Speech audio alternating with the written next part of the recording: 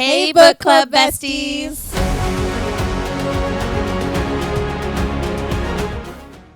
From Scrubs to Book Club, we're two burnt-out healthcare workers who love to yap about books. I'm Katie. I'm Star, and welcome to Aimless Attention Podcast. Today, we're going to be talking about The Love Hypothesis by Ali Hazelwood.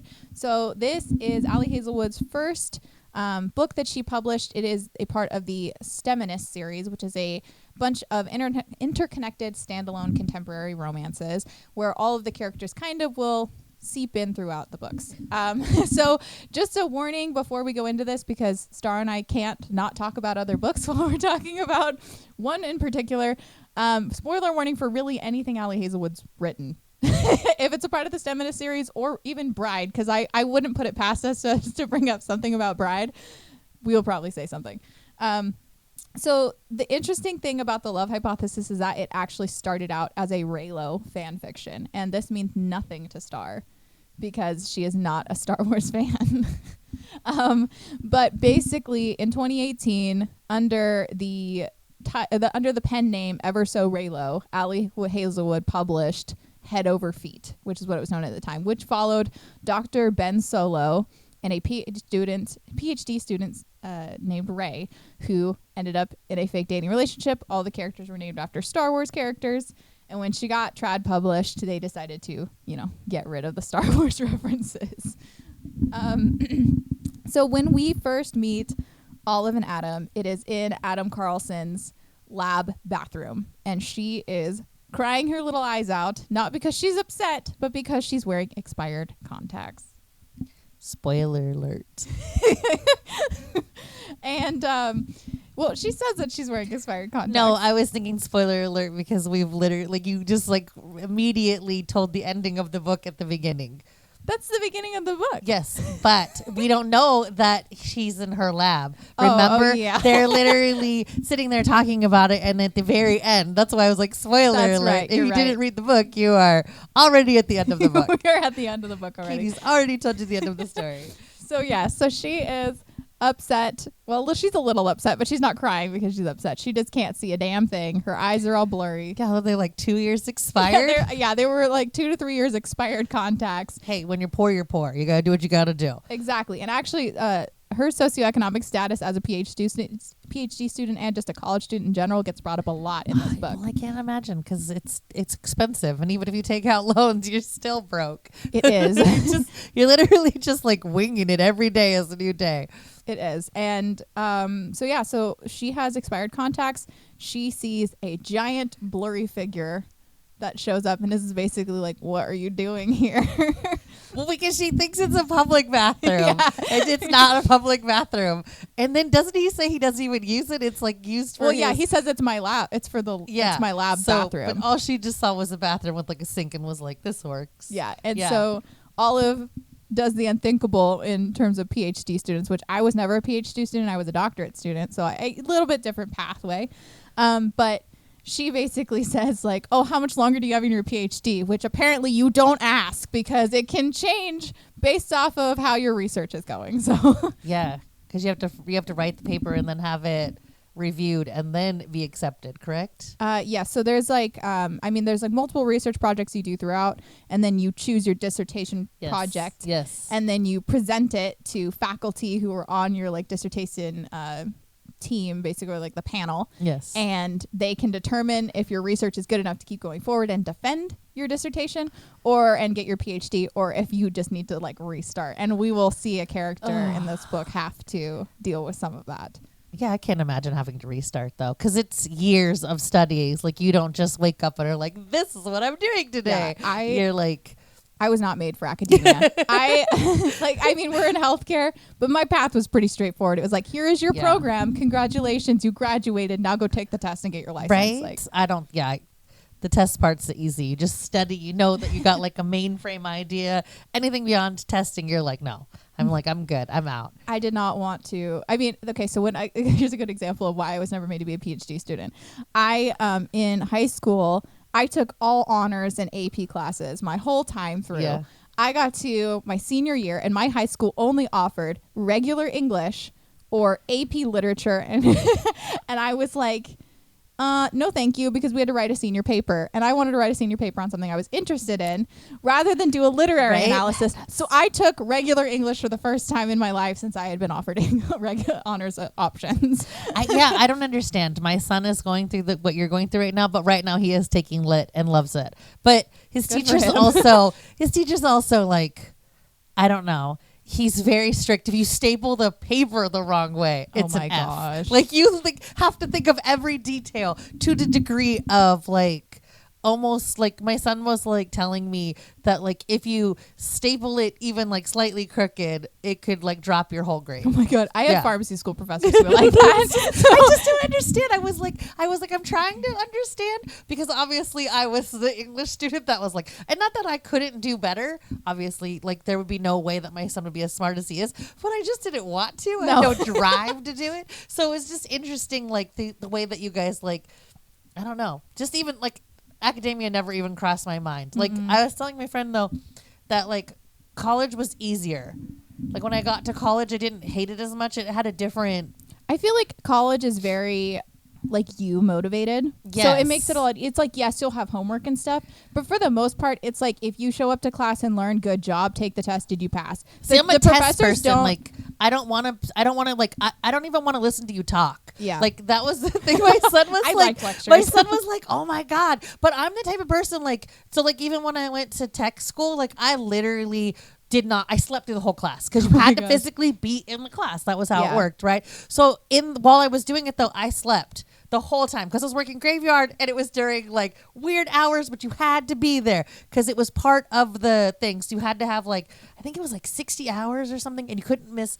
I think you could miss one class, and I got snowed out that day. That was the only reason why I didn't make it to class. Yeah, I slept through her whole class.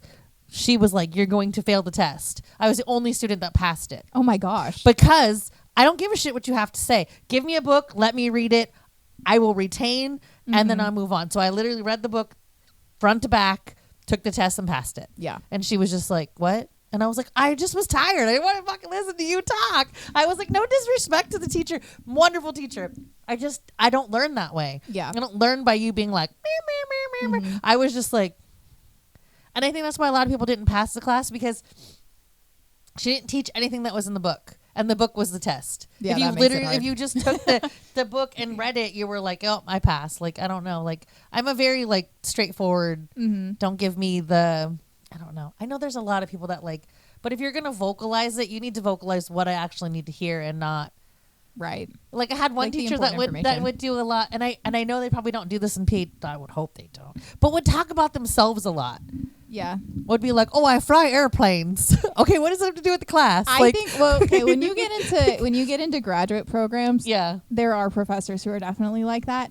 But again, I think it is partially because and PhD programs are a bit different again than my doctorate program, but like it's a lot more like, okay, here's your research project you're working on. This is your thing you're doing. Yeah. And the professors are there for mentorship and stuff. Obviously, they're teaching you things. So like you're doing a lot on your own. You're TAing for them. Yeah. You have mentors, but you're doing the research and it's your projects you're working on with your mentors. Yeah, that's what I mean though. I can't handle the like. I hated lab, so I was not made for lab work. So that's part of it. But I have to say, I do love Ali Hazelwood's books because they give you a perspective into this because, I mean, she has a PhD in neuroscience. She's a professor. She's an extremely intelligent woman. And so she brings up a lot of the issues that women face in STEM. And the love hypothesis is one that we particularly see a lot of the issues. And I think even the dedication is like to all of the people, all of the men that were horrible that she's had to deal with. I can't even imagine.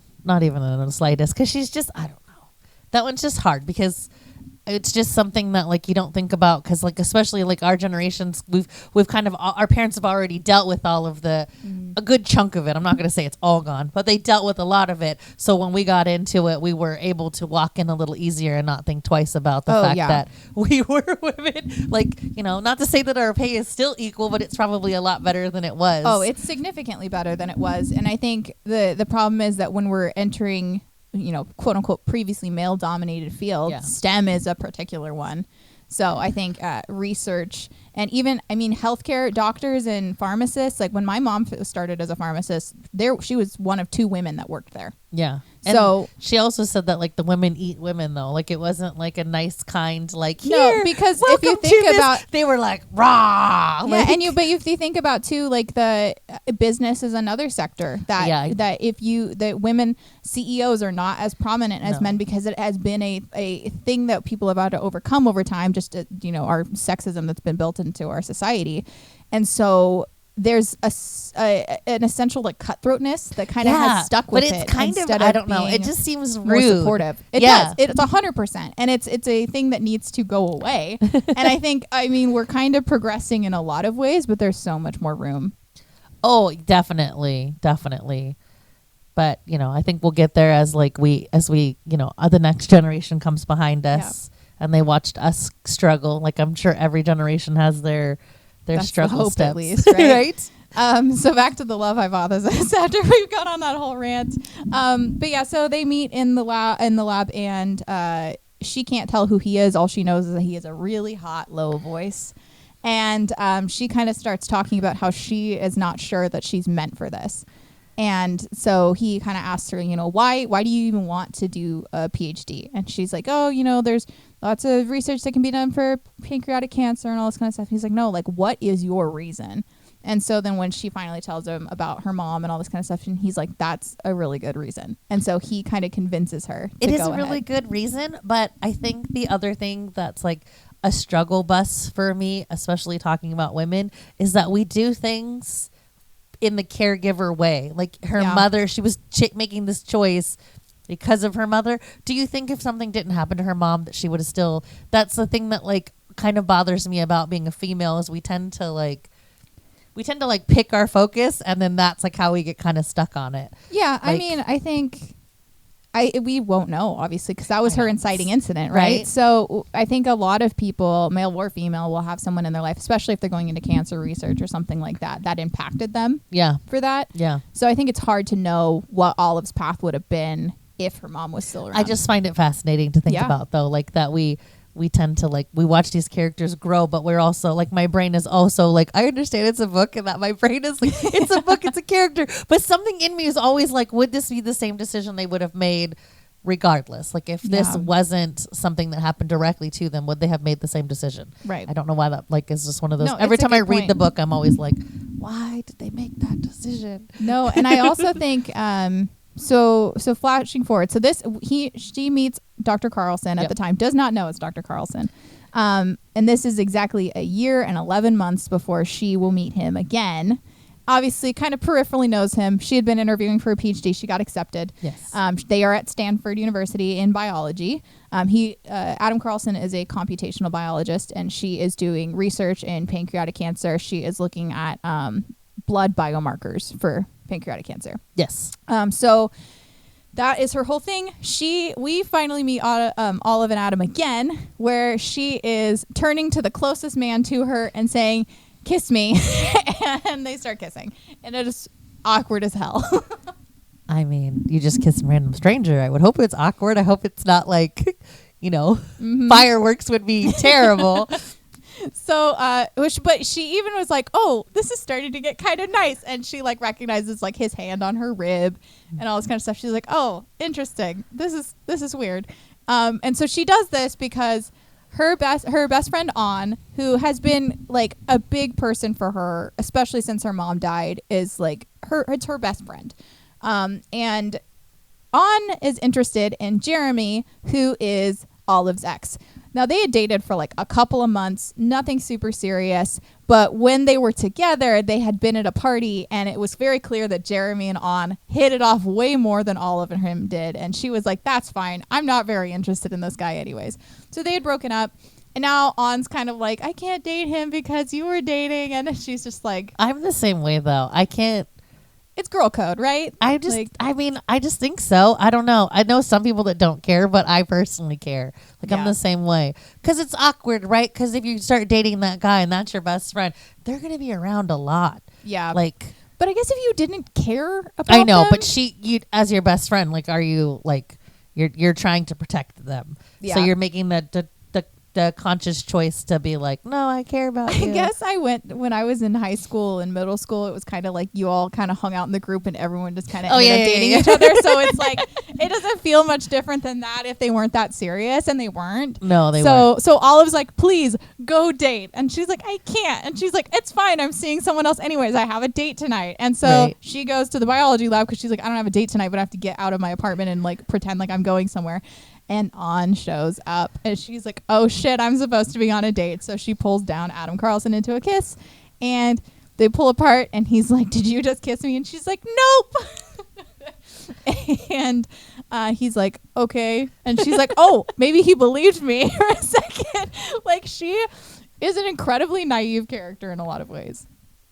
Yeah, well, part of me in the beginning was thinking maybe she was a little asexual. Like, I was very concerned about her, like, whole reality of people, because every time she talks, even when she talks about Jeremy, she was just like, yeah. I think she does kind of talk about, I don't know if she was necessarily totally asexual, but she did say that she, and I don't know the correct term is for it, but she says she has to form a really deep connection with someone, really trust them and really like them, and so it doesn't happen very often that she experiences sexual attraction. I'm the same way though.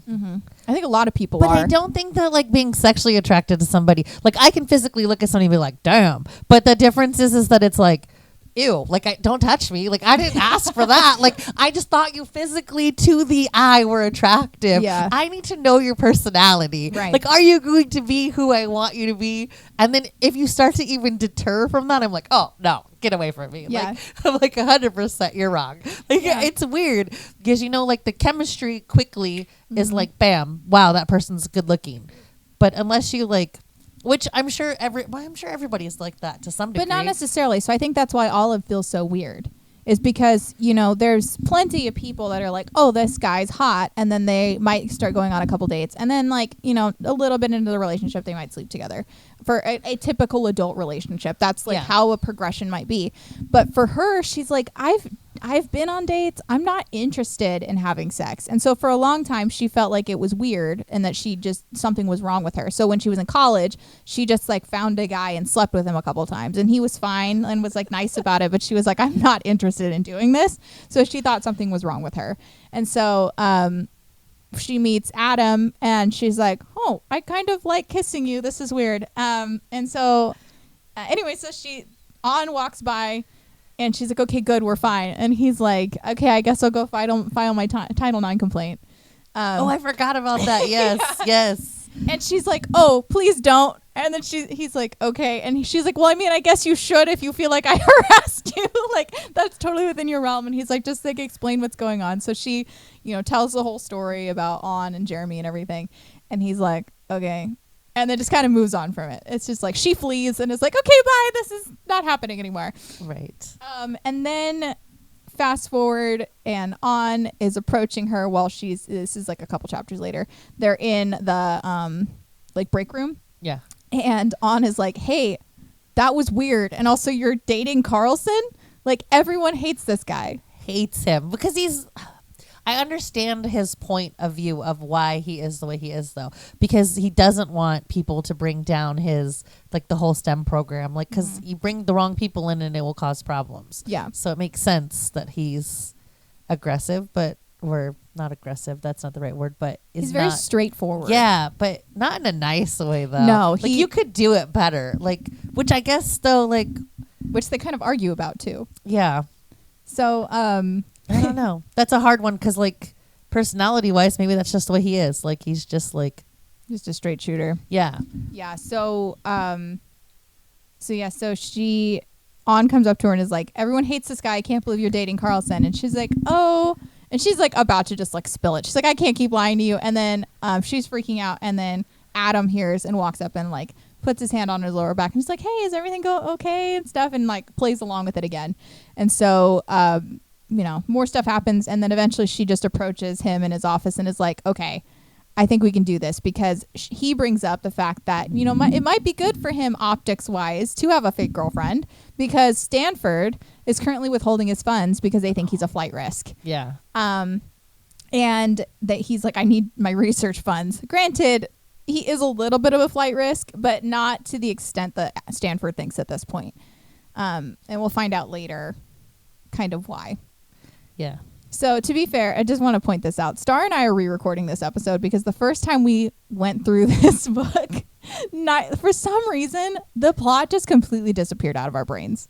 Really badly. We started mixing up a couple Ali Hazelwood stories and blended them together, thinking that we had the correct plot on this one, which we weren't too far off. There's a lot that we remembered, but there were a few things that I was like, oh my God, I don't even remember this happening. So we revisited the book right. to redo this. But it kind of reminded me just how much more depth there is to Adam's character. So he is viewed as a flight risk, but he's at Stanford, and he only really has a couple friends. So he has Holden I Rodriguez. was like, he has friends? And yes, then, okay, but I remember when you started talking about Holden, friends. I was so like, okay. He has Holden Rodriguez, who's another professor in the PhD program. And then he also has another friend who's he's a pharmacologist, I found out. I remembered in the book, Mr. Tom Benson, who works at Harvard. Yeah, that's why I was confused, because I was thinking we were only talking about Stanford friends, and I was like, he doesn't have friends. No, he has two friends technically. Yeah. But Tom, I do remember, but I didn't want to remind you, because then you would be like, how Tom. Dare you? Like, I don't even want to remember him. But yeah, so he has very few friends. He's been friends with Holden for as long as he can remember. And then Tom, he met in the PhD program that he was also in with Holden. And he had actually a lot of issues where he was convinced he didn't want to do academia either. I thought Holden was the pharmacologist. No, Tom Benson is. Because I thought Holden was because he starts dating her friend. And I thought that those two... Well, maybe he is a pharmacologist. I'd have to look. But I know Tom is because they got a grant together because a computational biologist and a pharmacologist could do something really cool together. Yes. So that was how he and Tom ended up kind of collaborating more. Okay. Makes sense. But Adam had a really hard time with his mentor in his PhD program. He was awful. Like pitting people against each other, not giving deadlines that were reasonable. And so Olive's like, so like you.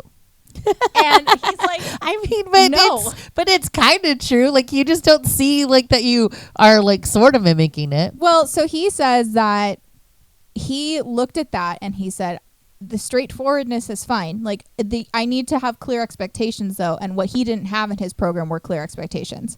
So it was always changing. Like the rug was getting pulled out from him. His mentor would like publish things and not give credit. Like basically just a bunch of ethics violations that were not okay.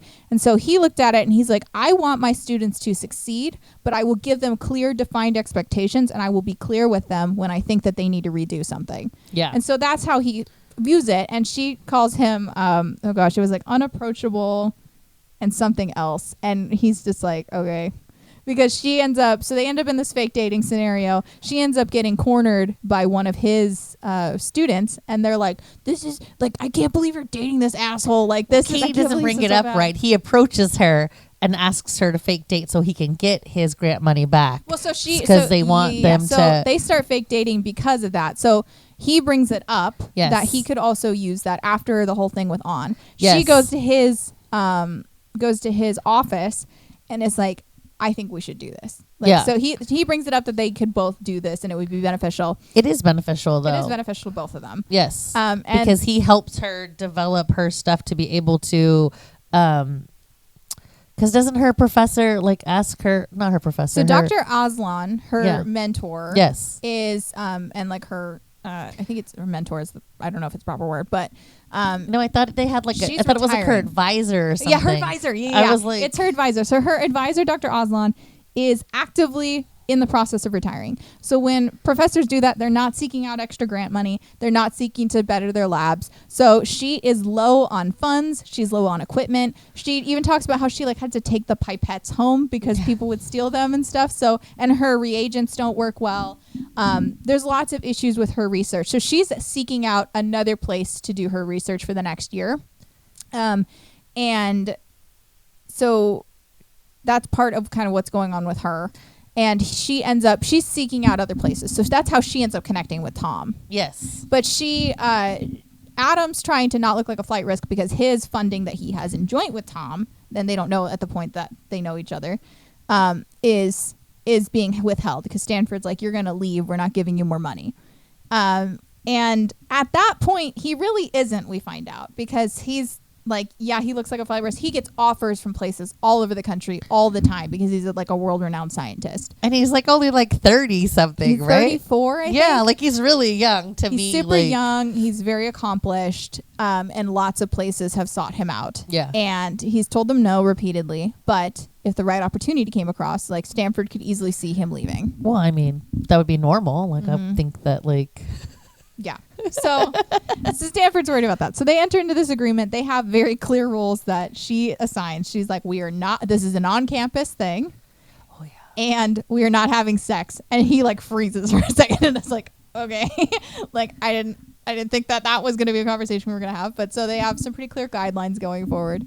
And then they start their fake dating with fake dating Wednesdays that they have every time. Fake dating Wednesdays. I love fake dating Wednesdays. Every time it would happen, I'd be like, "Oh my god, it's so cute!" Yeah. And then I loved that she was like, just when he was like, I'm buying. And then he say like, I'm buying like your coffee or something. And then that's when she was like, no. And then she realized like, I should make this worth my while. And then starts putting everything for like the week on the counter. She was like, muffins to galore. She's like, I'm getting a muffin and a brownie and a cookie. Like, I would, especially, I can't even imagine how poor you are. Oh yeah. Like, not even. I think about all the time. My son's getting ready to start writing his like scholarships and stuff, like all his essays and everything. And all I keep thinking is like, you're gonna be so poor. Like you're gonna want to live close to home so you can come home and get a meal once in a while. Honestly, like, if I didn't have my parents, I don't know. Like even trying to eat from the dining halls is super expensive. Yeah. Like I had a reasonably when I lived in the dorms my first year, I had a pretty good dining plan that my parents paid for. Yeah. Thank you, my parents, for feeding me through all of college and housing me most of the time. And like I would run out of money so fast, and it was literally just like part of it was because I was buying Ben and Jerry's and like don't buy gallons of milk from the dining hall, okay? Like stupid, dumb, don't do that. But even the food was pretty expensive. Like you're paying like $13 for a lunch. And it was like, I gotta talk to my kid about this because this is gonna be a struggle bus for him. I don't know. It's convenient is the problem. I do the same thing at cafeteria. It's convenient. Like I know, like if I went and got something else or I ate before you went to work, it'd be so much cheaper. Yeah. Well, and when you have to live in the dorms, you have a kitchen in the dorm, but it's, how many people are living there and using that kitchen? It's pretty gross. That's like it's true. A bunch of college kids who have never lived by themselves before. Like people are not taking good care of that stuff. You're not allowed to have like my roommate got their panini press taken away from them. Like there's lots of things that you can't have in your room. And so like the dining hall is just where you eat and it's so expensive. Granted, as a PhD student, that's probably not where she's eating. But like, again, they're not getting paid very much money for the work that they're doing. I would hope she was in her own place. Like that would make the most sense. But even if you were in your own place, I can't imagine your refrigerator having food in it. Yeah. So she lives in an apartment with her friend Malcolm. Yeah. Cause all of my kids that went on to college, like they got their own place, but it is trying to stock food in that, especially if you have roommates. People are like, I'm hungry. And then they just take what they want. I mean, it's just, I don't know. Yeah. It's just not an easy, I didn't go on for any of that. No. So Malcolm is another piece to this puzzle. So Malcolm finds out that Malcolm is one of Carlson's students. And he finds out that they're dating, and he's like, "What the fuck?" Well, this is because Adam was so mean to him. Well, I guess mean's not the right word because his students view him as mean. Yes, and so it's very difficult to be like, you're dating the guy that's like my nemesis. Like that would be my thought process. This is a conversation my husband and I have had because my husband is a fantastic communicator.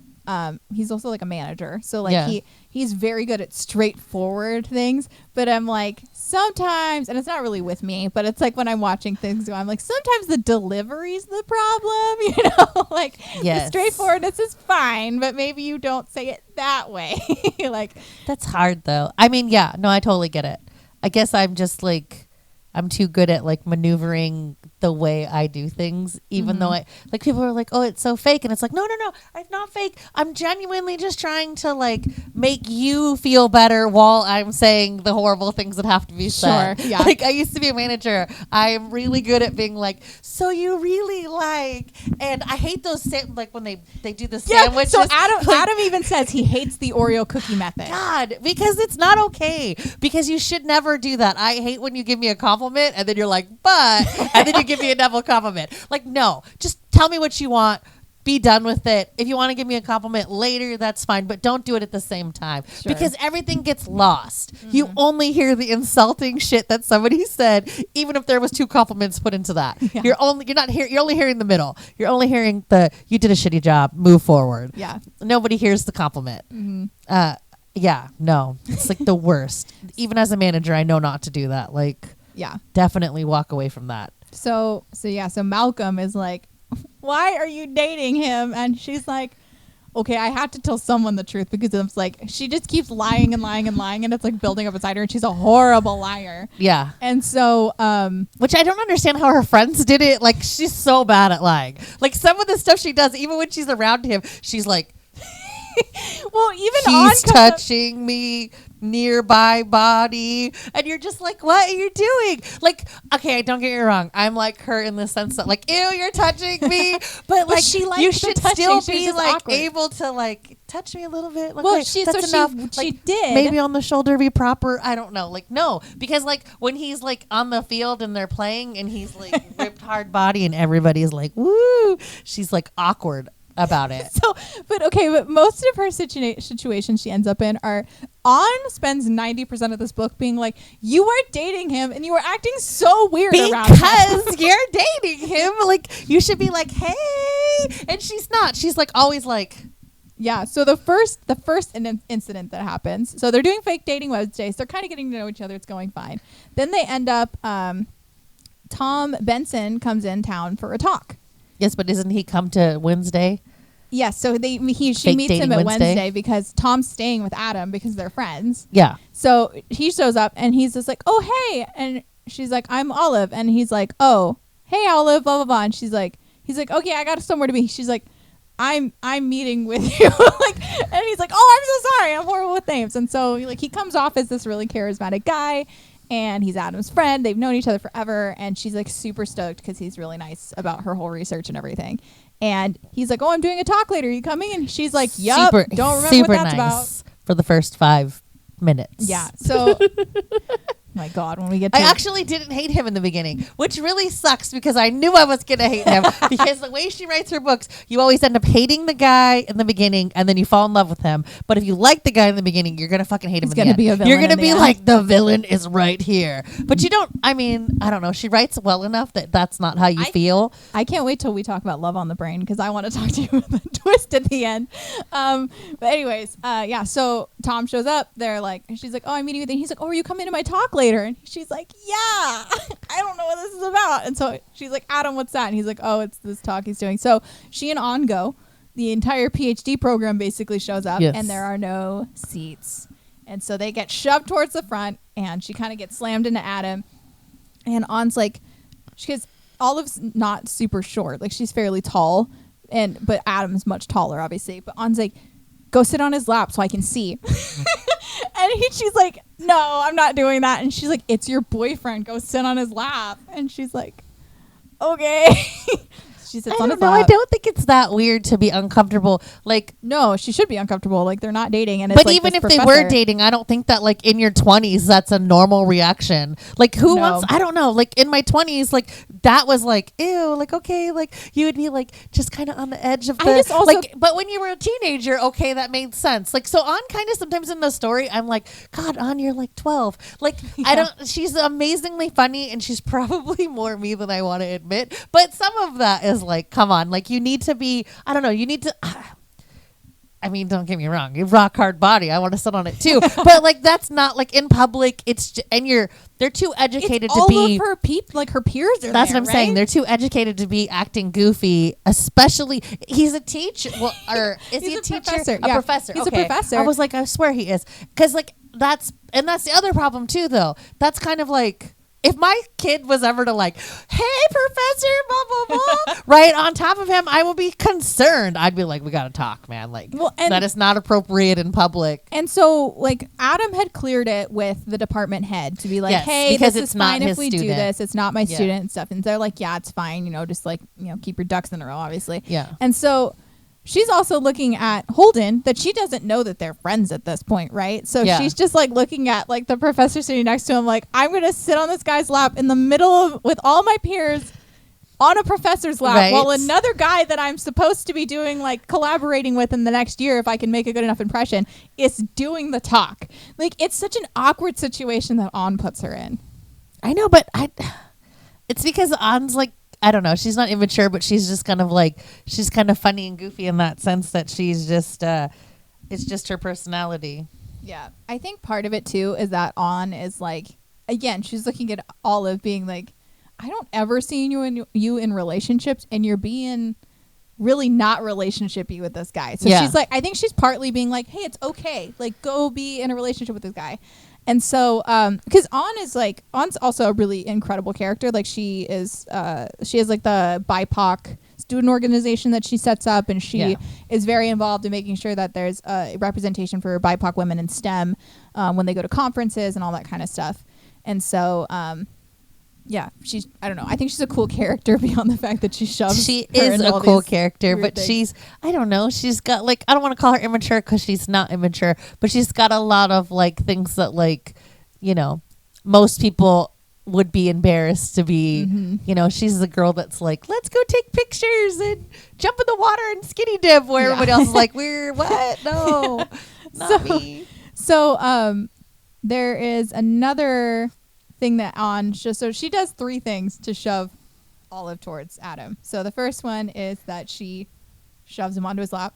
The second thing is that they're all trying to leave the parking lot at Stanford, and it's like the receptionist or the secretary's car or the truck is like stuck in the way. Oh, I forgot about this. Stuck in the way, and Adam shows up and starts talking to her. And she's like, oh, why is she talking? Like, why are they talking? Oh, it's weird. And she kind of starts getting like a little bit jealous, but she's like, this is weird. I'm not thinking about this. So then Adam, with his rippling muscles and the gathering crowd, pushes the truck out of the way. I mean, because that's not, okay. I'm just going to say it because everybody's thinking it. Who thinks that the science geeky guy is going to have rippling muscles? It's true. Right? You're going to think he's awkward and geeky and probably sits behind a desk all day. You don't think that he goes to the gym and lifts weights. No. Like, and he's like always in all black. Like, he's probably not like, other than she does, Ali Hazelwood loves a Henley. So we do see Adam in a few black Henleys in this. Right. But yeah, I guess he's in all black. You're not really thinking about it. So yeah, he pushes the truck, and An's like, you have to go kiss him. And she's like, why do I have to go kiss him? She's like, he just pushed a truck, Olive. I don't know. I think it's because there's like a part of her that's like, why are you not more affectionate to this guy? 100%. What is your problem? This is who you're calling your boyfriend, and you have no affection to him at all. You're genuinely like, be affectionate. Ew. Yeah. She just, I don't know. She's like stiff as a board through like half the book. She's just really like, I'm just going to be like, oh yeah, okay. Mm-hmm. You're cute. Thanks. All right. There. Thanks for my muffins. So doesn't she like, isn't that like one of her weird things? She likes the pumpkin muffin or something. He makes fun of her. She loves pumpkin spice. That's what it is. Yes. And he makes fun of her for it. Yeah, because he's like, it's a sugar bomb. And she's like, well, I'm sure, like, she makes a bunch of jokes about like how he can't just eat raw broccoli all the time or something. And so he, the next thing is that she starts kind of liking him. They're doing their Wednesdays and stuff. And she's like, oh, it would become part of your life even if you didn't start to like them. It would be hard not to. Like, you do it every Wednesday for like a while. It becomes So she ends up while Tom's in town, Tom is like, hey, can you give me your report? And so she's like, oh yeah. So she gave him the report, and he's like, hey, can you meet me at Adam's house so I can talk to you about this? And she's like, okay. So she texts Adam because they ended up exchanging numbers, and she goes over to his house, and he shows up like dripping in sweat from a run, and she's like, damn it. Damn it. And Tom ends up meeting with her, and he's like, oh yeah, thanks, like I'd love to work with you and stuff.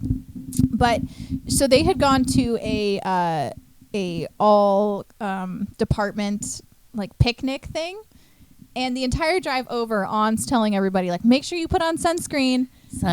Well, because isn't that like part of her thing though? Like, yeah, she's like, I don't want you to get melanoma, and then they start like looking up research articles about like the likelihood of getting melanoma if you don't apply sunscreen and like all this kind of stuff. Like it was a total like dorky like PhD. No, but I love it because then On pushes her to put sunblock on him. Yes. So she pours so much sunblock into her hands that she has to hold it with both hands. Sunblocks that like literally don't blend in. This is from if you guys aren't watching us and you're on any of our other things, Star's very white.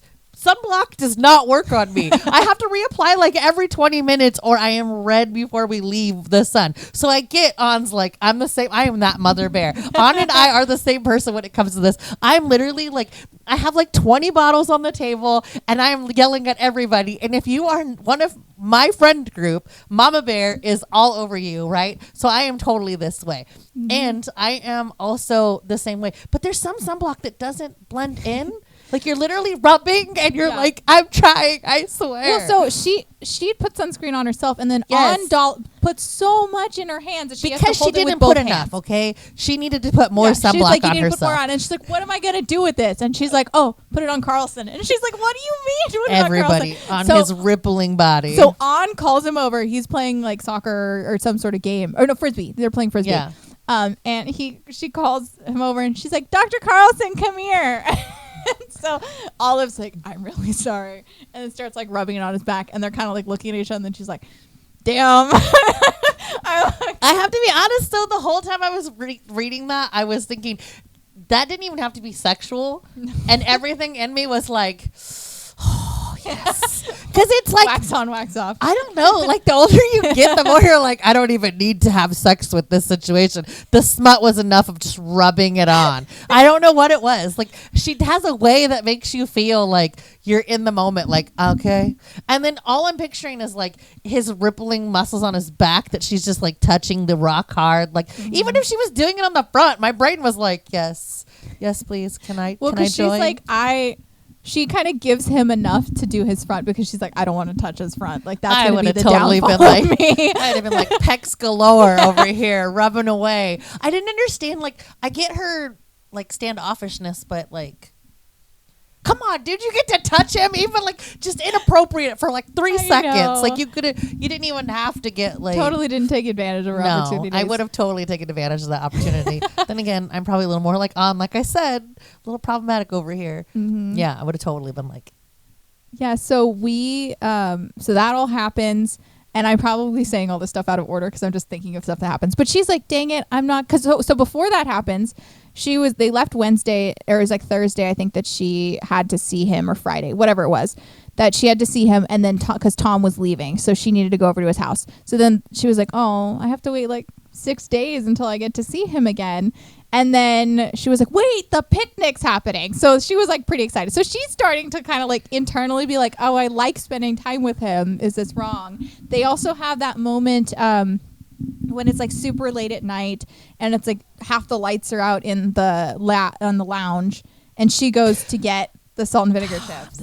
The chips. This shit is funny because part of me, I still truly, every time I read the story, I think that he did it on purpose. Even though he couldn't really. I mean, because he has been he has seen her about 2 years and kind of like not stalked her, just studied her, but like has been watching her for a long time. Yeah, but he also is like the guy that like eats, like isn't he the one that doesn't even like hamburgers? Wasn't he like the weird one? So she doesn't like burgers. And she doesn't like burgers. But when they ended up going on their restaurant date when they're at the conference, he's like, I'll take you to a nice restaurant. She's like, I want to go to that place. And it was like the sushi restaurant with the conveyor belt. And he's like, we can go to like a real sushi place. And she's like, no, this is all you can eat for $20. He's like, that's the problem. He's like, I'm not sure that that's real sushi and you're going to get sick. Right. And he's like, why don't we get like burgers or Mexican or something? And she's like, burgers taste like foot. And he's like, that's burgers do not taste. Yeah. She's like, burgers taste like foot. Foot. And I think he tries something at the sushi restaurant. Is like, it tastes like foot. Yes, but he like is like the guy that eats like the chicken and rice, and that's why he's ripped, because he doesn't eat unhealthy. Yeah. So that's why the chips bothered me though, because I was like, you stole those out of the vending machine because they were the last bag and you knew she was going to want them. Just hope that she would show up. he did not strike me as eating it. That's the thing. That's a good question. Is did he actually take the chips? Yes, because then he shares with her on the couch, like, yes, all like, hey, I'll share with you. She gets up to leave, and he drags her back down next to her, and they end up kind of sitting closer because they're having this really kind of intimate moment.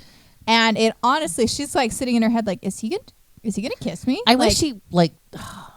He would have. Yeah, but if then Jeremy hadn't shown up. This whole book, there's so many times where it's like, and then they were interrupted, and then there was a knock at the door, like that whole like. Yeah, I don't think you could have like. It would have been a little quick short book if it would have gone like they weren't interrupted. Yeah, exactly. But Jeremy's like, you want to go back to the lab, and she's like, okay, like, I guess I'll go.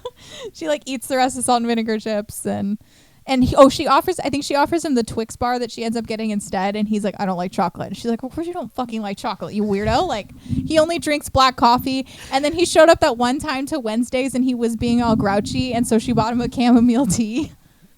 And he's like, I don't like chamomile or tea. And she's like, too bad, you're grumpy. Yeah, tea's gross. So all of that happens, and then she's kind of falling for him. Oh my God, I forgot about the flu clinic. And he like complains about how he doesn't want to get the flu shot. I think they call it Flucella.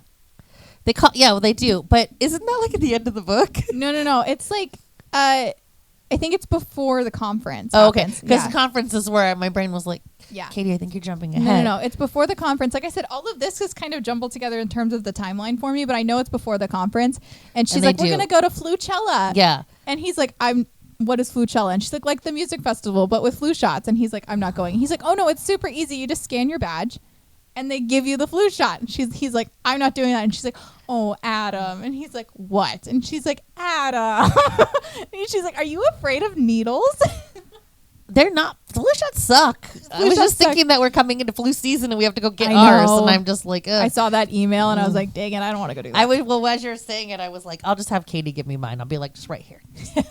Just real quick. I haven't given a flu shot in years.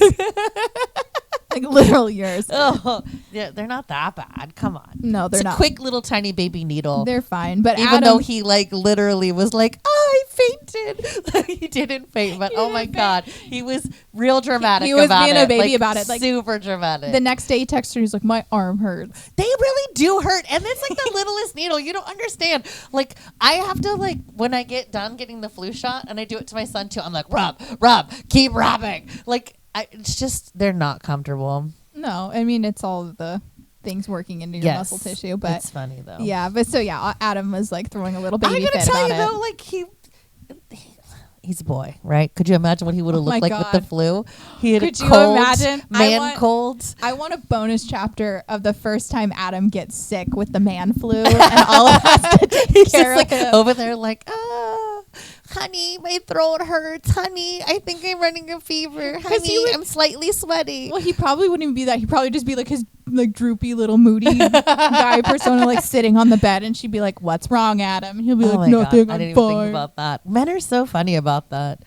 I want to see Adam Carlson with the man flu. I think that'd be so funny. She's like, book 2. Book 2. I just want now that because she sprinkles them in throughout. So like the next book in the STEMinist series, can I just get like all of an Adam in the corner with him having the man flu and like them complaining about it? He's like, son, honey. They're just like fully married. Maybe we'll get like a flashback of Scarlett and Lucas or something, like with one of their lab mates or something, and like they'll see Dr. Carlson complaining about something. I don't know. I want. Katie's over here writing your book for you. Like, here, let me help you. Hazelwood, I've already given you the plot line. You're gonna bring them back. They're gonna be. Also, because what are they, doctors in the end of their story? Yes, and then they're going to come back for some conference, and then he's going to be sick. Katie's written your book for you. There you go. Plot line is laid out. She's like, I've got you. Don't Ali worry. Hazelwood, you'll never see my podcast, but I want to see Dr. Carlson with the man flu. What cracks me up is that I'm over here picturing Katie's over here writing her own fan fiction. I'm writing a fan fiction based off of a fan fiction. Right? Wouldn't that just be like, that's awesome. Fan fiction on top of fan fiction. It's amazing. So Adam, or it's not Adam, Olive had submitted an abstract to the conference they're going. I think it's SPD is what it's called. And most of the students will present a poster. That was pretty standard for like pharmacy school too, is that like you go present a poster on whatever that you were researching. But for her, she submits the abstract and she gets a email back that says, hey, you've been selected for a talk on a panel. And she's like, oh no, I don't want to do a talk on a panel, please. I wouldn't want to. No. A nice good TED Talk just sounds really fun for anybody. Oh my God. Just with like all of like, and on a panel of experts. So you have like a bunch of people there to just critique your work. Even because you already have to do it for your PhD anyways. So it couldn't be that bad, but I wouldn't want to do it either. So she does not want to do it. Like a lot of extra. She's freaking out. Then she finds out at the same time practically that, oopsie, On made different plans for rooming because she's going to stay with Jeremy because Jeremy's room was paid for with his scholarship or whatever. And then Malcolm had another group of friends ask them to stay with him. And he's like, it's cheaper for everybody if we just like stayed in these accommodations. And then she's like, where am I going to stay? And Malcolm's sitting there like wide-eyed, like I was going to tell you because, you know, you're fake dating him. But On's like, go stay with Dr. Carlson because he's your boyfriend. Which makes sense. Like some of the stuff that she doesn't think bothers me because like it would make more sense for you to go together even if you slept in separate beds because otherwise everyone's going to figure it out. The whole fake relationship is not very like, it's not very good. So it's like kind of, I don't know. It's kind of funny to like, I don't know. She does a lot of things that are just naive. Like, I just want to shake her. I'm like, you have to fake it better than this. How people didn't figure it out just drives me crazy. She does not do a very good job of faking it. Like, so in the process of this, though, I think this is before she finds this out. She's sitting at a table before she's supposed to meet up with Dr. Carlson for Fake Dating Wednesdays, telling Malcolm, I am in love with him. Oh, yeah. I forgot about this. Oh, yeah. And she's just going on and on and on. And Malcolm's sitting there like, there's like, he's behind you. Yep. And she never once mentions his name. And so then Adam shows up and hears all this. And she's like, how much did you hear? And he's like, you know, all of it, I guess. And she's just like, oh, it's not about you. And he's like, got it. Like, and he's really sad about it. I don't know if I would have told him either, though. No, I feel like I'd have done the same thing she did. Just full on panicked, yeah. Because so Holden had already come up to her. Holden Rodriguez had said like he will not stop talking about this girl he met in the biology department because she also thinks it's somebody else. So both of them think it's somebody else. Yeah. He thinks it's Jeremy, and then she doesn't have a clue who the other girl is. But he just thinks she knows that he's in the same department. She's in the same department as him. Is all she knows, and so she's like he's in love with someone else. I mean, but I don't know. They haven't really been together long enough, and it's been fake dating so long that I get like. I get it. I wouldn't have said anything either, but it's frustrating because at that point you're like shaking the book going, are you shitting me? Like just what the hell? And it had taken her a while, and I can't remember if at this point she had remembered, but she does figure out that it was Adam. Like that was in the bathroom, the blurry figure. Yeah, she does remember it, and she's like, he clearly doesn't remember it because he never brought it up. So that's like another thing.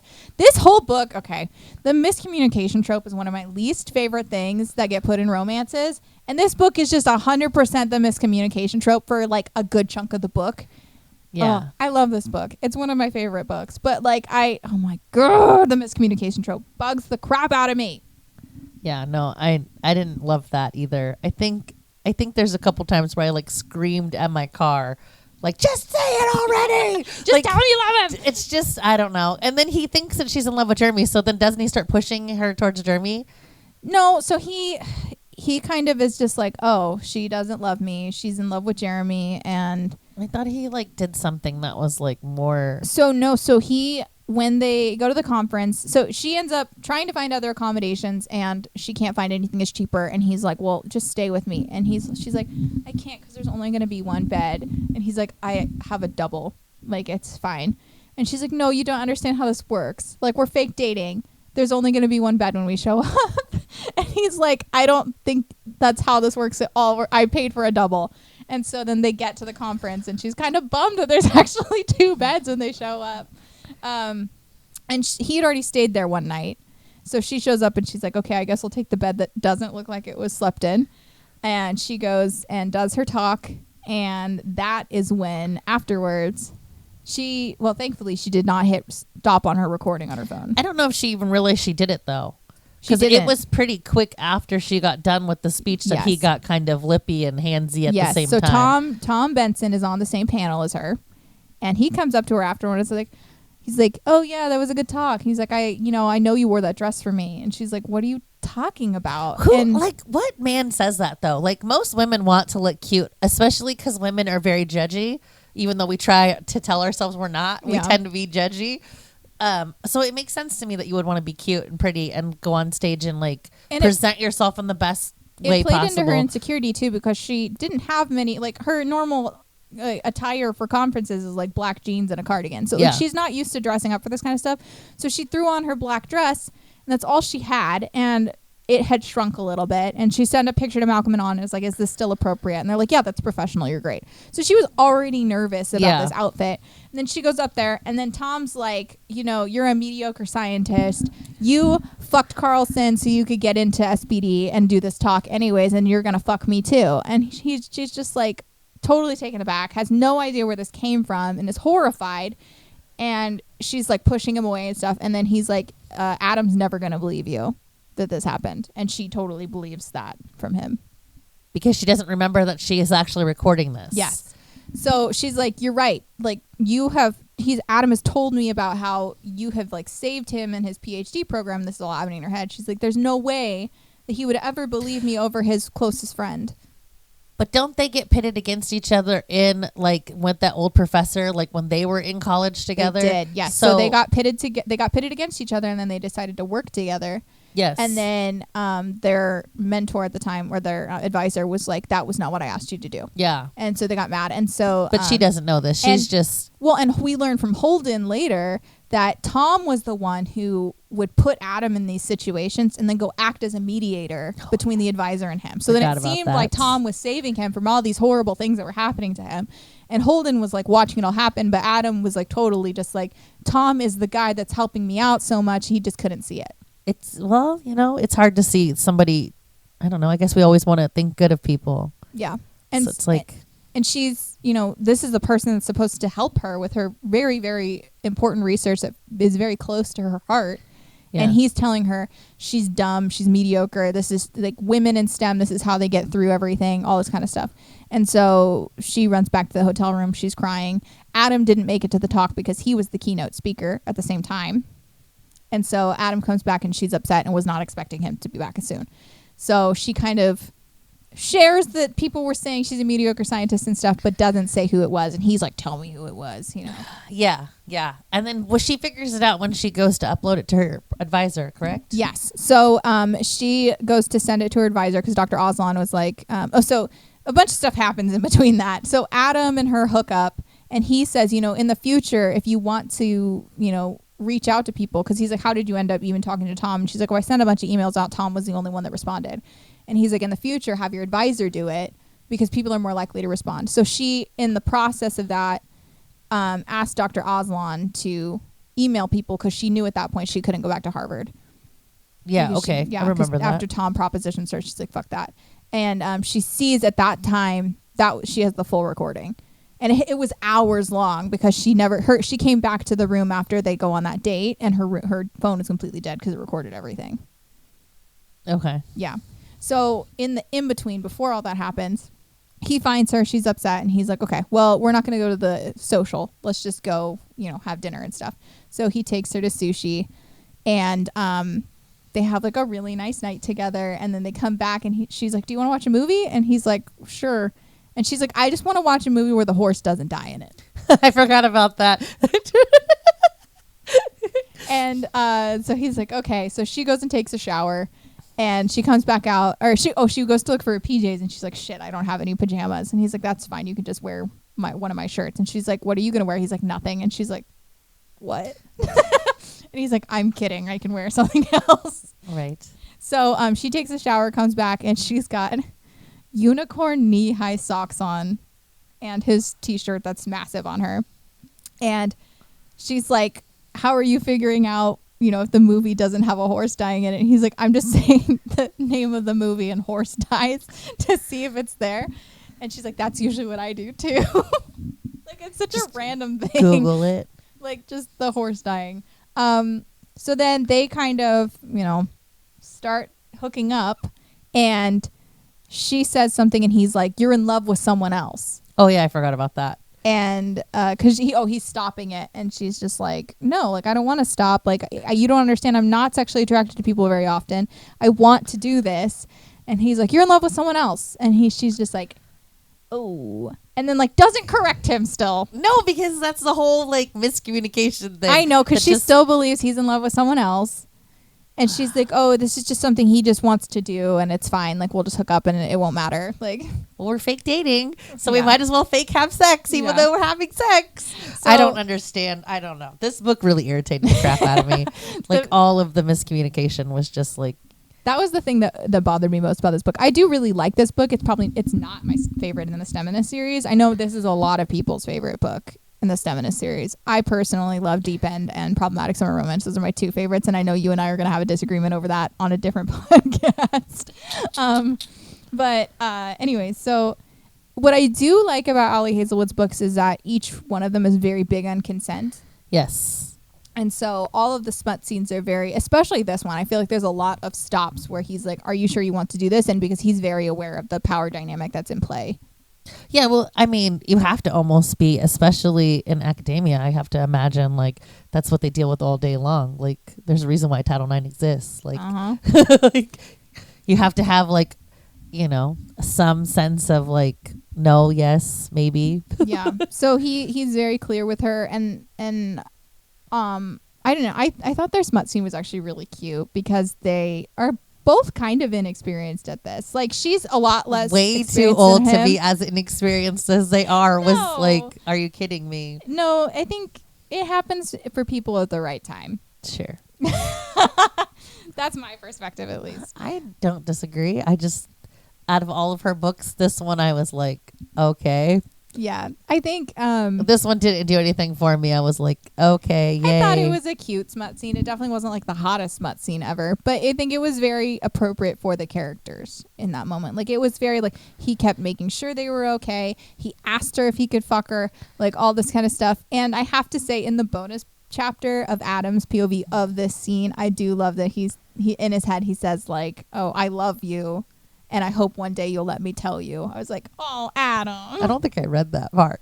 I don't think I got the bonus because I'm like, it was in the audiobook. I don't remember that at all. Yeah, so there's 2 bonus chapters technically. So we have Adam's POV of that smut scene is the bonus chapter that's in the regular version and in the audiobook. Okay. And then there's a second bonus chapter in the special edition hardbound that came out recently that has Adam's POV of the first kiss. As well as, like, he kind of talks about how I remember the first kiss because he talks about that, like, I think he talks about it a little bit in the first chapter, but he, like, in the newest bonus chapter, it's like his POV starting with him getting pulled down into the kiss, I believe. Gotcha. Yeah. Okay. I don't think I read that one. Yeah. No, that was the chapter that I said that was really wandering for me because I think it was trying to cover too much ground. Because it was literally like Adam's just like blah, blah, blah, blah, blah, blah, blah, blah. And then it was like later Olive surprises him with a marriage, and then like all of a sudden they're kissing again, and then all of a sudden this is going on. And I felt like she was just trying to like close a lot of loops. Maybe. Yeah, I just felt like it was a very wandering chapter. Like Adam was kind of all over the place, just kind of explaining everything that's possibly happened to them since then. I don't know. I think sometimes like it happens a lot in books where they're like people want like closure to the situation. Yeah. So she was probably trying to like, here you guys go. God, all I keep hearing is complaining. We already know how I feel about the not getting to see their weddings thing. So Katie's off-page weddings. This is going to get brought up a lot. I'm going to bring this up every chance I fucking get until I get to read it. Till an actual marriage happening. Author gives her what she wants. I mean, I did get it in that SGM bonus chapter, but that's it. So they end up sleeping together, and in Adam's head, he's like, oh my God, this is happening. Like, I'm finally with her.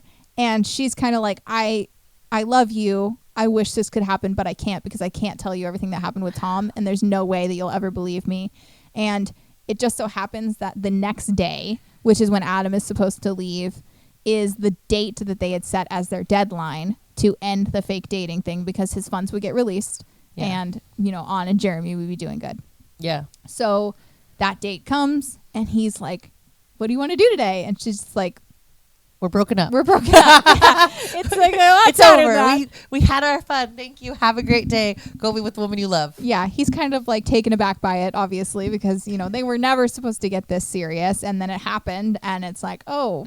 But they were in his mind. In his mind, this was all meant to be what it is. Yeah. He thought, she'll fake date me, then she'll real date me, and then we'll get together. I don't know what he was thinking, but that's how it comes across. Well, in the bonus chapters, we do see that he sees this kind of, I mean, yes, it's kind of his opportunity to get to be around her. And he's like, I'll take whatever she'll give me type of thing. But he also just like hopes that one day maybe it could be real the whole time they're together. And so when they actually sleep together, he's like, oh my gosh, I love you.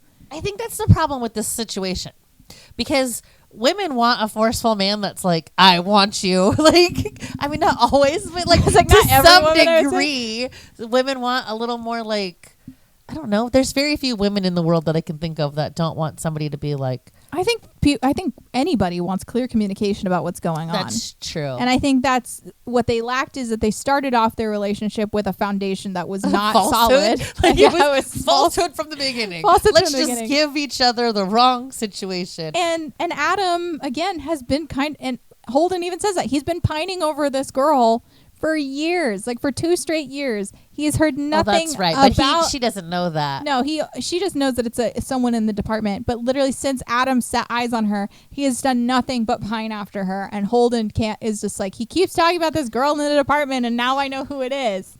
And so, so that happens. They break up, and then she goes to send the stuff to Dr. Ozlon, and she finds that. Yeah.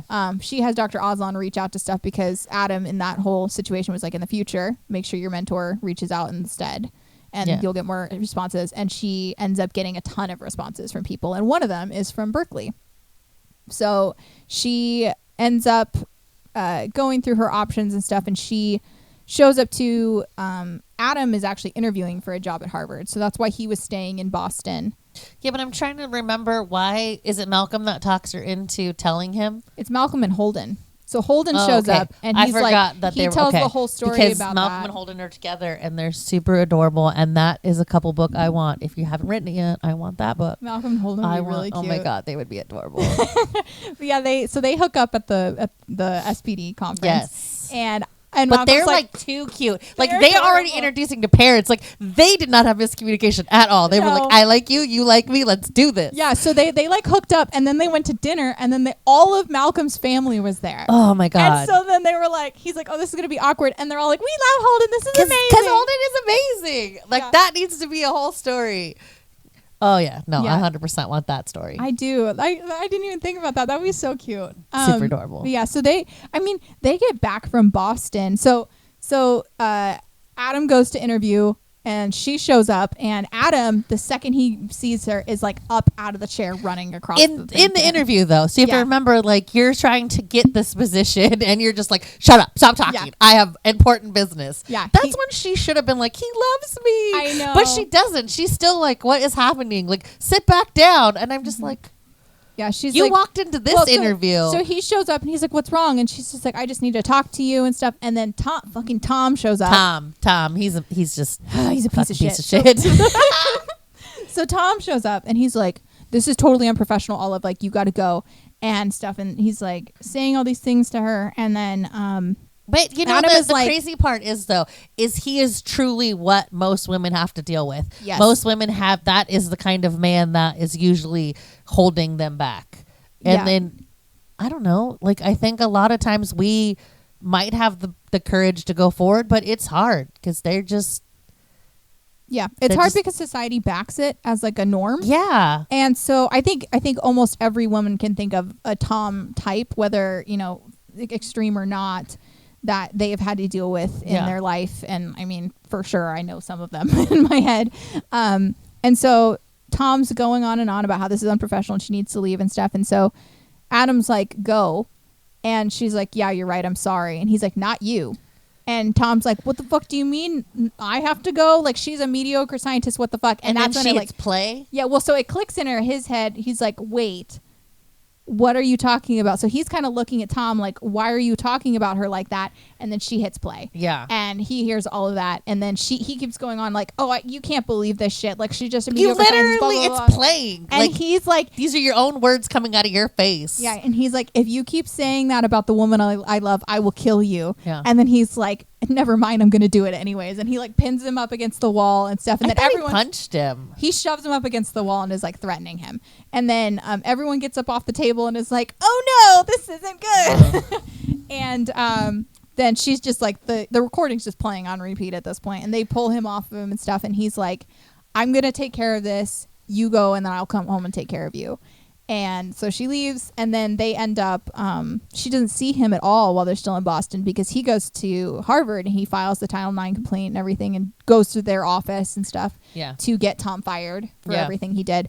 And then she's flying back with Malcolm, and they have like because of the flights they had to take, they were the cheapest. They end up landing like 10 minutes before the direct flight that Adam and Holden But you gotta do what you gotta do, man. Yeah. Sometimes all those layovers is what gets you there. And they land, and Malcolm gets a text from Holden that's like, hey, this is Adam. Please tell all of that. Like, I lost my phone charger and I wasn't able to find it or charge it, so my phone's dead, so I'm just texting you. So Holden and Malcolm have become their communication device, and they're already calling each other boyfriend. Oh, I love those two. Those two were good. Yes. I love them so much. And then Adam's like, I am taking this girl home and I am not letting her leave my bed. And then Holden's like, we should go to Chinese food. And he's like, I don't want to go to Chinese food. I want to go home and take this girl and not let her leave my bed. Yeah, so because now she knows I love her. Like, yeah. So they're like totally going to be together. And then Olive's looking at him like, and he's like, this is a funny word. Holden's like, it's my birthday. He's like, it's not your birthday. I've known you my whole life. Your birthday's in April. And he's like, that's just the lie we've been telling you to make you feel better. So they end up going to Chinese food, and Malcolm and Adam kind of have a heart-to-heart over their dislike of pumpkin spice as well. I forgot about that, yes. They kind of agree that maybe they're not like the worst people in the world, see each other. Pumpkin spice is gross. Gross. I will die on that hill. I will lose friends on that hill. You could ask any one of my friends. I am more than okay with losing their friendship. I hate pumpkin spice. I hate it. I hate pumpkin pie. I hate pumpkin spice. I hate pumpkin. I hate. I can't believe you don't like pumpkin pie. I hate this time of year for this reason. I hate pumpkin so much that my son literally goes out of his way to buy it and keep it in his own. Like, he won't even bring it to my house because I hate it that much. I will throw it away. I hate pumpkin everything. Well, it's been a nice run start. I will lose friendships over pumpkin. I think this will be the second episode we upload. So, everyone, it was nice talking to you. Nice talking to you. I will lose friendship over pumpkin. Pumpkin spice everything. Yeah, no, I want to say that, like, one of my friend chat groups sends me, like, every year during fall, it's already started. I get, like, October is like here, buddy. I get all of the pumpkin everything. Here's pumpkin spice. Here's a pumpkin cheesecake pie roll. I don't know. It's like they literally, I think they search it just to send it. Do. Because literally between now and Christmas, I will get all pumpkin recipes, and they know who they are, and they're probably watching this. Jerks. To be fair, I have an aunt who hates bread bowls. She just like thinks they're like an abomination, and so every time we go to Disneyland and eat out of bread bowls, we're like sending her pictures of it. So I totally understand your friends. Oh gosh! So now I've just send them.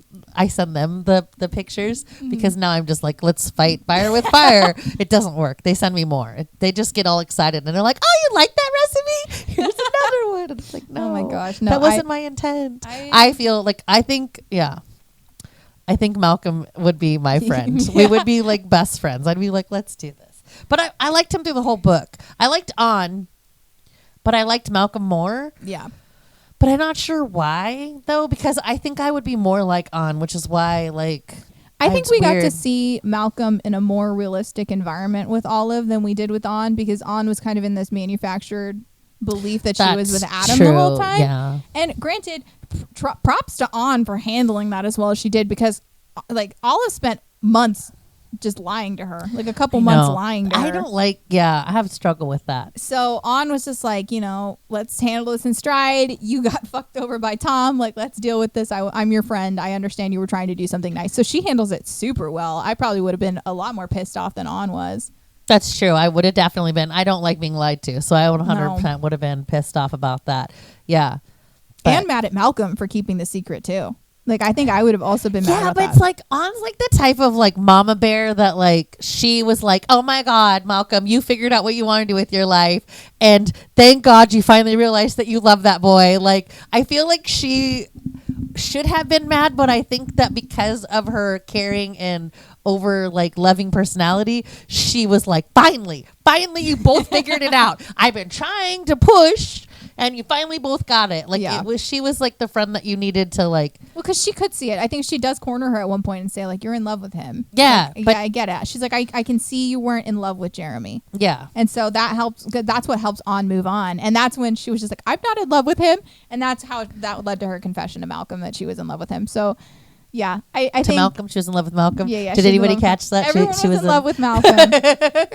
No, so she was in love with Adam. I just liked it because I was like, yes, everyone's in love with Malcolm. Everyone should be in love with Malcolm. I was like, plus we have to catch Katie on her falls just in case anybody is listening. I think, honestly, if anyone listens to especially our Shadow Daddies podcast, I was listening back through and I was just like, man, I said so many things that were not correct. It doesn't matter. It doesn't matter. Well, that's the point of book club because we're not actually breaking down the book. I mean, we are, but not in the most logical or responsible order. It's not in order. It's not very well planned out. I think honestly, like I look back and I'm like, I think I black out when we start talking. I had like a different. It's like half the time I have the wrong book in my head. I'm like, who did what? Is he in that story? As Katie's talking, I'm like, that's not the story. And then I'm like, oh yeah, it is. I don't know why. And then if you rely on me too much, I'm completely wrong. Like in Quicksilver, when I was just like, "You're wrong, Star." I was totally all right with that. I was like, "Oh, maybe I was wrong." Like, I was like, sometimes I mix these stories up, but in my head, I was like, "I think I'm right, but all right." Like, I'm wrong more often than right, so I was like, "Sure." You trust me too much. That's the problem. But anyways, they get together, they have the nice little thing, and then she grabs fortune cookies at the end, and Adam's like, I don't eat fortune cookies because he doesn't eat anything sweet, of course. And she's like, I'll eat yours, whatever, just take your fortune. And it ends up saying, you can fall in love, someone will catch you in bed. You have to remember in bed. I literally, as I was reading that, I said that, and my son was like, in bed, what? And I was like, when you eat a fortune cookie? He's like, yes, Mom. And he like walks out of the room. But yeah, you have to say in bed. Like somebody will catch you in bed. I don't know. It's like a magic trick, right? You have to say, I hope somebody else used to say a different one. It was like, I don't remember what it was, but in bed, every time you read a fortune cookie in my family, you have to say in bed. So like if it says if it says like you'll have a romantic summer, it'll be like in bed, and you'll be like, how are you gonna have that? Yeah, it's like a weird. I don't know. You never did that? No, you guys don't have that. You have to say. I literally had like a note to remind self to remember in podcast say in bed, and then here I am giving it away. There we go. Good thing we recorded this so we could actually have your line in there, right? Yeah, no, so yeah, that's kind of the end of the book. She walks him home, or he walks her home, and then we get the epilogue of Adam's POV for their little smut scene. But because we have the STEMinist series moving on, we do find out in Love Theoretically that they're engaged. I always want to call him JTT. I always was thinking that weird. See, this is the problem. I had to look to see what book we were talking about because I screwed this up. I have said Love Theoretically so many times to your mom which book we were reading, even though I know we read this one. But I know we also read. We've read all of them. So titles are too close together for my brain to be like quicker. Yeah. So Love Theoretically is the one that happens at MIT. Yes. And so it's Jonathan Smith Turner, but I always want to call him Jonathan Smith Taylor. I just want to call him JTT. JTT. Jonathan Taylor Thompson is what I want to call him. But so, anyways, Jack Smith is a way easier and actually accurate way to say his name. But I think he mentions to somebody. He's like, oh, Adam, is Olive your fiance or, and so like still your fiance or whatever. So there's a little like thing we get, and the biggest one we get is in my favorite Ali Hazelwood book, Deep End. Boo. But and it took me a while to figure it out, and I was actually really mad at myself because I read Deep End first, so I kind of went out of order in the STEMinist series because I hadn't been introduced to Ali Hazelwood, and I picked up Deep End. It was a new release, and that was the first intro I had to Ali Hazelwood. So I read that first, and I didn't recognize any of the characters. That was also obviously the most like pushed one of her books too. That's the one that I have to say I've seen the most like I think pushed there's a on lot social of media. Discord online about it because it is a fairly controversial one in terms of the fan base for Ali Hazelwood. Yes. Bride, I would say, is the other one that's kind of more I controversial. loved Bride, but we're not talking about that. We'll talk about Bride another time because Mate is coming out soon. So in Deep End though, Scarlett goes to Dr. Carlson, and he's like, I think you should work in Dr. Smith's lab. And I didn't even piece it together while I was reading The Love Hypothesis that they were the same people. And I was so mad. I literally got probably 3/4 of the way through the book, and I was like, wait, what the fuck? And I pulled it up because I'm like, they're at Stanford. These have to be the professors at Stanford. I know they're all interconnected. And so went back and I opened Deep End, and I was like, sure enough, Dr. Adam Carlson, this like unapproachable, mean professor that she had. I didn't have a problem with this because I had already read it in order because Katie was like, you have to read it this way. Yeah, I fixed my mistakes and you read it. And I love in Deep End when Scarlett's like, oh my God, like Olive is cheating on her husband with somebody, and Lucas is like, I think Dr. Carlson's her husband, Scarlett. Like, I just love that. Well, no, they were sitting next to each other on they were at the swim meet together, sitting in the bleachers, and she's like, oh my God, I can't believe they're here together. And he's like, I think they're married. That would be, I don't know, because you're a student. You're not thinking about like your professor's love lives. Yeah, like, and they have different last names. You're and like, stuff, so, but you have to, in that with your PhD though, it makes sense to have different last names. Also, because poor once Olive you get like what happened? I said poor Olive for them defiling her lab in Deep End. We'll talk about that later. Yes. I'm like, she tells me to stay on topic, and then she goes off topic anyways. I can't not talk about Deep End. Okay, anyways. I think that's all for The Love Hypothesis. It was a really cute book. I think you can definitely tell it's her first book, I would say. Yeah, no, I liked it. I just wish, I don't know, I wish there was more better communication. I think that really bothered me through the whole book. I did like it a little bit more than I thought I was going to. I just didn't love the miscommunication. Yeah, the miscommunication bothered me. I think I loved the idea with it being based off of a Star Wars fan fiction. I think maybe that's why I didn't like it, because I was like, who, what, well, when, where? I just thought, like, because I had seen Star Wars, being able to think about if I was a PhD student and I was, trying to do something, and the one person that was in my way was Kylo Ren, like one of the biggest Star Wars villains. Like, I think that would be pretty insane. So, like, having that same kind of lineup for me. And I also, we need to talk about the movie. So the movie's coming out, and I made Star watch all of Lily Reinhardt's TikToks. She keeps making me watch them. Part of me is like, yay. I wish I would, because so you talked about how you get like a fully formed image in your head when you read. Yes. And I don't have that. So when I went into this, I had Daisy Ridley and Adam, oh my gosh, what's his name? The guy who plays Kylo Ren. Anyways, I had them in my head. This is when she needs another one of my friends to be like part of this, because her and I were talking about this the other day. I am terrible.